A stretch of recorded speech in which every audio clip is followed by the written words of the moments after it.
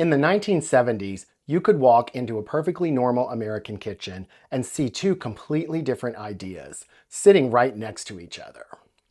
One of them was built to do the work, and the other was built to look the part.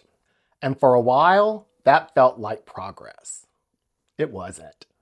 For nearly a century, the Sunbeam Mixmaster has been one of the most recognizable machines in the American kitchen. Millions were made, in dozens of models, across several decades. Many were wedding gifts. Some came from your grandmother's kitchen. Yours may have come from your mom.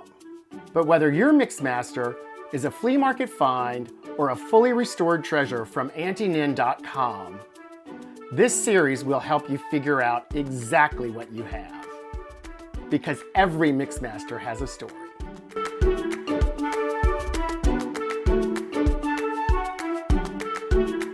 The 1970s kitchen feels different. Everything's a little more finished, a little more put together. Appliances aren't tucked away anymore. They're out on the counter, and they match. Toaster, percolator, can opener, blender, all in the same color, all part of the room. And right there in the middle of it is the Mixmaster. The one we had at home was chrome, with that faux burl trim. It looked like it belonged in the same world as my dad's Chrysler New Yorker. Same idea, same materials, same definition of modern luxury, if you can call plastic wood modern luxury. Now, if you watch the Brady Bunch, theirs was avocado green. Different color, same story. And when it came time to bake, that's what we used. That's where I learned to make bread, standing there watching it knead. And under all of that, it's still a Mixmaster. Heavy, stable, built to do the work. By this point, you've got the service number machines.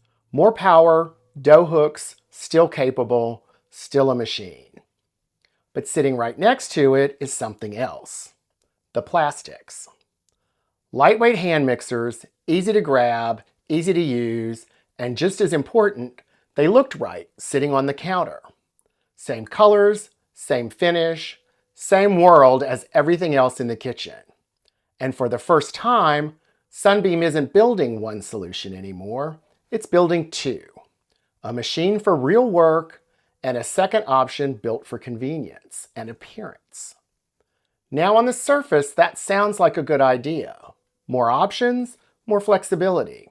But there's a problem with that for Sunbeam, because those two ideas don't stay separate, but they don't actually come together either. At some point, somebody at Sunbeam looked at that hand mixer and decided to put it on a stand. And in that moment, everything changes. Because now you don't have a machine and a lighter alternative. You have two products solving the same problem in completely different ways. One is heavy, mechanical, built to last.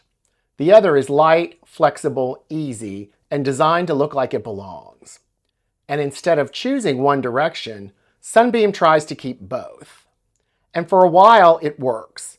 People like having options. But over time, those options start to overlap. And once that happens, it gets harder to explain what each one is actually for. And when a product becomes hard to explain, it doesn't fail all at once.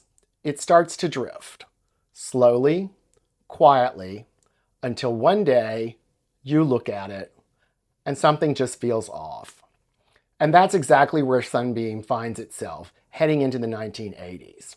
Because in the next chapter, we're going to walk into a 1980s department store and take a look at what happened to Sunbeam.